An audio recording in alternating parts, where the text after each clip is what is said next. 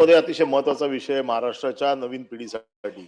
अख्खी पिढी उद्ध्वस्त होते आणि गेले कित्येक वर्ष आम्ही ही उत्तर सभागृहात ऐकतोय. सरकार गंभीर आहे, परंतु सरकारचं कोण ऐकत नाही अशी परिस्थिती आहे. याच्यामध्ये ठोस कारवाई आम्ही नेहमी ऐकतोय, मकोका लावू, याला उचलू त्याला उचलू. एवढे आताच सतेज पाटील यांनी सांगितलं 4,000 कोटीचं एमडी पकडलं गेलं. 5 म्हणजे या फक्त काही दिवसामध्ये म्हणजे एक अख्खी पिढी उद्ध्वस्त होण्याच्या मार्गावरती आहे. आणि हे सगळे बॅक ऑफ झालेले आहेत, त्यांना कोणाची भीती राहिलेली नाहीये ना सरकारची भीती. आणि उचलतायत कोण? हे सगळे पेडलर उचलतायत, सगळे डमी उचलतायत, मुलं हजर होत आहेत. ललित पाटील तिकडे 5 स्टार हॉटेलमध्ये राहत होता. म्हणजे हे जे पकडलेले आहेत त्यांच्या आतमध्ये काय व्यवस्था चाललेली आहे ही आम्ही देखील बघितलेली आहे. त्यामुळे ह्याच्या बाबतीत ठोस उपाय करणं गरजेचं आहे. आता आपण सांगितलं की टास्क फोर्स तयार केलाय, वेगवेगळ्या लोकांना पकडलेलं आहे, सगळं झालंय.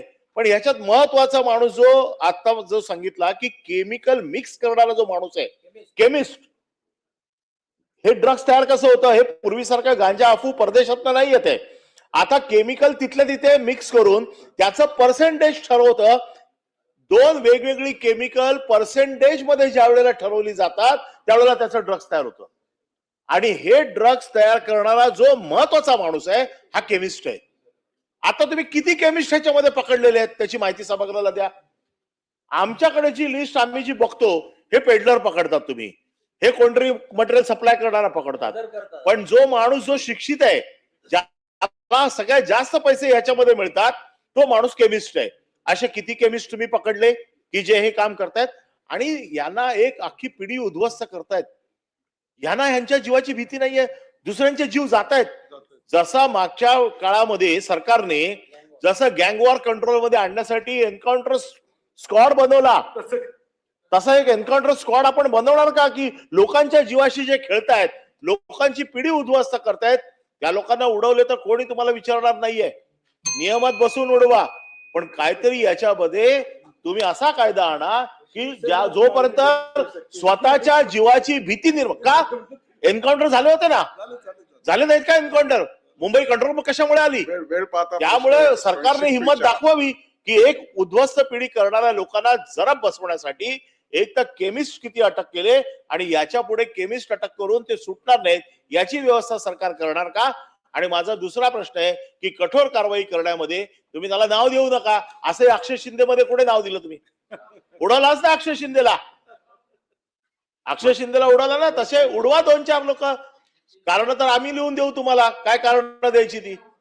पण माझं म्हणणं असं आहे की कठोर कारवाई झाल्याशिवाय, जीवाची भीती त्यांना निर्माण झाल्याशिवाय हा प्रश्न सुटणार नाही. सरकार अशी कठोर पावलं उचलणार का? मंत्री महोदय. सभापती महोदय, अर्थातच जे ह्या ड्रग रॅकेट मध्ये असतात त्यांच्यावरती पोलिसांची भीती असलीच पाहिजे. आणि भीती आता आपल्याला माहिती आहे की मकोका सारखा जेव्हा आपण जेव्हा कारवाई करायला आपण सुरुवात केली आहे, ही काही सोपी कारवाई नाहीये किंवा हा काही अतिशय तो साधा असा कलम नाहीये. या कारवाया करत असताना अर्थातच आपण जे कोणी याच्यामध्ये इन्व्हॉल्ड आहेत, सप्लायर असू द्यात किंवा तो केमिकल मिक्स करणारा असू द्यात. पण मगाशी मी म्हणून मुद्दाम ते उदाहरण दिलं की मालवणीमधल्या एका झोपडपट्टीमध्ये 2 म्हातारा महिला बसून तिथे जे काही एमडी ड्रग तयार करतायत, ते केमिकल मिक्स करणं अतिशय सोपं झालेलं आहे. त्याच्यावर केमिस्टची पण तुम्हाला ते केमिकल बॅकग्राऊंडच्या एज्युकेशनची पण आता आवश्यकता नाही. युट्यूब वरती पण देखील अतिशय त्याची व्हिडिओज अवेलेबल आहेत. म्हणून मला वाटतं केमिस्टच्या बाबतीमध्ये आपलं जे म्हणणं आहे की याच्यामध्ये किती केमिस्ट इन्व्हॉल्ड आहेत, तर माझा जो समज आहे की मागच्या 1.5 वर्षामध्ये ज्या काही माहित्या हे गृहराज्यमंत्री पद आल्यानंतर जी काही मी माहिती घेतोय, ड्रग बनवणं अतिशय सोपं झालेलं आहे. त्यामुळे ह्या कारवाई करत असताना जे कोणी इन्व्हॉल्ड असतील, किंवा आपल्याला माहिती आहे की माननीय मुख्यमंत्री महोदयांनी त्याची घोषणा देखील सभागृहामध्ये केली होती. जर का पोलीस देखील याच्यामध्ये इन्व्हॉल्व असतील त्यांच्यावर देखील आम्ही कारवाई करू. आपल्या माहितीकरिता 15 पोलिसांना आजपर्यंत मागच्या 6-8 महिन्यामध्ये आपण बडतर्फ केलेला आहे आणि 10 पोलिसांना आपण सस्पेंड देखील केलेला आहे. म्हणजे आपण 0 टॉलरन्स वरती काम करतोय. अर्थातच कायद्याचा धाक हा गुन्हेगारांना असलाच पाहिजे आणि त्यासाठी आवश्यक जी कारवाई आहे ती आम्ही करतोय.